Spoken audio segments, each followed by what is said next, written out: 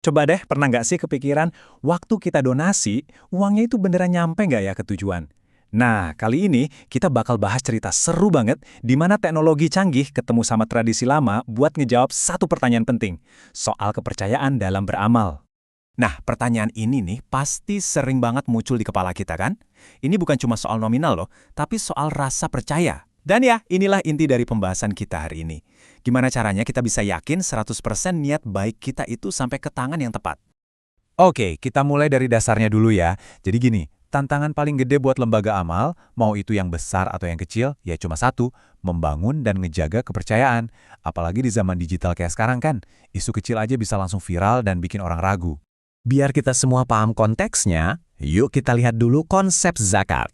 Ini tuh bukan sekedar donasi biasa ya. Zakat itu pilar keuangan sosial dalam Islam, sebuah sistem yang emang dirancang buat ngebantu sesama dan menciptakan keadilan.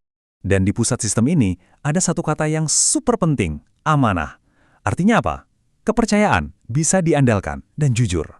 Tanpa amanah ini, wah, bisa dibilang fondasi zakat itu goyah. Nah, pertanyaannya sekarang, gimana caranya kita bisa nguatin nilai yang udah ada dari dulu ini pakai teknologi zaman sekarang? Masalahnya, tantangan ini jadi lebih berat buat lembaga-lembaga yang skalanya kecil. Niat mereka mungkin tulus banget, tapi seringkali mereka nggak punya dana atau sumber daya buat bikin sistem digital yang transparan. Ujung-ujungnya apa? Kepercayaan donatur jadi pelan-pelan luntur. Nah, disinilah teknologi mulai masuk panggung. Banyak banget yang ngira blockchain itu jawabannya, solusi buat semua masalah transparansi. Kelihatannya sih menjanjikan banget, tapi ternyata ada tapinya. Ada masalah besar yang nggak kelihatan. Coba bayangin, ada satu buku catatan keuangan digital. Tapi buku ini bisa dilihat semua orang. Dan yang paling keren, setiap catatan transaksi di situ nggak bisa dihapus atau diubah sama sekali. Nah, itulah janji utama dari blockchain, transparansi total. Tapi disinilah masalahnya muncul. Buat lembaga zakat kecil di level komunitas, blockchain yang biasa kita dengar kayak Bitcoin atau Ethereum, itu ya ampun, kegedean, kemahalan, dan lelet banget. Ibaratnya nih, kita pakai mesin pabrik raksasa cuma buat nyiram satu pot bunga. Boros dan nggak efisien kan? Terus kalau solusi yang ada nggak cocok gimana dong? Ya, kita cari cara baru, kita berinovasi, dan inilah dia jagoan dalam cerita kita, sebuah pendekatan yang jauh lebih cerdas, lebih ringan, namanya blockchain light. Nah, di sini kita bisa lihat langsung bedanya. Di kiri, itu blockchain konvensional yang berat. Jaringannya publik, boros energi, biayanya selangit. Sekarang lihat yang kanan, ini versi light-nya. Jaringannya semi-privat, jadi lebih terkontrol, super hemat energi, dan yang paling penting, emang didesain khusus buat kebutuhan komunitas. Bedanya jauh banget kan? Coba kita fokus ke dua keuntungan terbesarnya ya. Pertama, konsumsi energi yang tadinya boros banget, sekarang jadi super irit. Kedua, biaya komputasi yang mahal sekarang dipangkas habis-habisan jadi jauh lebih murah. Dua hal ini nih yang jadi game changer, yang bikin teknologi canggih ini akhirnya bisa dipakai sama siapa aja, nggak cuma perusahaan raksasa. Terus, rahasianya apa sih? Kok bisa seefisien itu? Jawabannya ada di sebuah metode yang namanya Proof of Authority. Gini deh cara gampangnya. Daripada ribuan komputer di seluruh dunia balapan mecahin teka-teki super rumit yang pastinya boros energi banget, sistem ini cuma butuh sekelompok kecil penjaga atau validator terpercaya yang udah ditunjuk sebelumnya. Hasilnya jauh lebih cepat dan jauh lebih hemat. Oke, sekarang kita bedah yuk, gimana sih cara kerja sistem ini? Tenang, tenang. Kelihatannya mungkin ribet, tapi sebenarnya simple kok. Semuanya dibagi jadi 3 lapisan sederhana yang gampang banget dipahami. Jadi, prosesnya itu cuma 3 langkah. Gampang kan?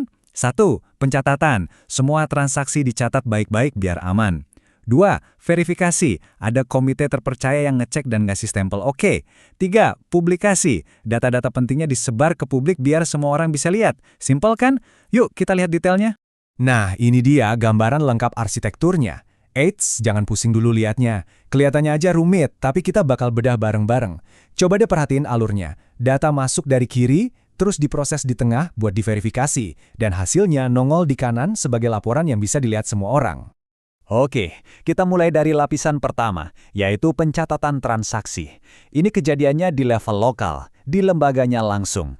Jadi setiap ada donasi masuk atau bantuan keluar, langsung dicatat secara digital. Anggap aja kayak setiap kwitansi langsung kita masukin ke brankas digital super aman yang nggak bisa dijebol. Lanjut ke lapisan kedua, verifikasi. Nah, disinilah bagian kerennya. Yang ngecek transaksi itu bukan komputer-komputer canggih, tapi sekelompok orang yang emang udah dipercaya. Sebuah komite. Mereka ini kayak rapat atau musyawarah tapi secara digital, buat nge-reveal dan ngasih persetujuan. Keren banget kan? Nilai musyawarah tradisional digabung sama keamanan digital modern. Dan terakhir, lapisan ketiga, publikasi data. Ini penting banget loh. Sistem ini pinter. Jadi nggak semua data pribadi diumbar ke publik. Sistemnya bakal nyaring dulu dan cuma nampilin info yang penting buat akuntabilitas. Misalnya, total dana yang masuk berapa, yang disalurin berapa.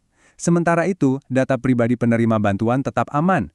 Jadi, transparansi dapat, privasi juga terjaga. Terus, hasilnya gimana? Nah, kita balik lagi nih ke pertanyaan di awal tadi, soal kepercayaan. Sistem ini bukan cuma ngasih jawaban, tapi juga berhasil nemuin titik tengah yang pas banget antara transparansi dan perlindungan privasi.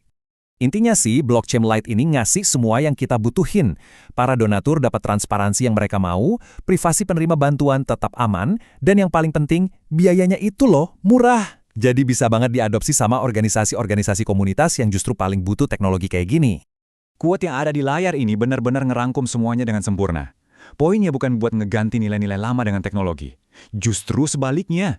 Kita pakai teknologi buat memperkuat nilai-nilai inti yang udah ada dari zaman dulu, yaitu amanah atau kepercayaan. Dan ini ngebawa kita ke sebuah pertanyaan besar buat kita renungin bareng-bareng.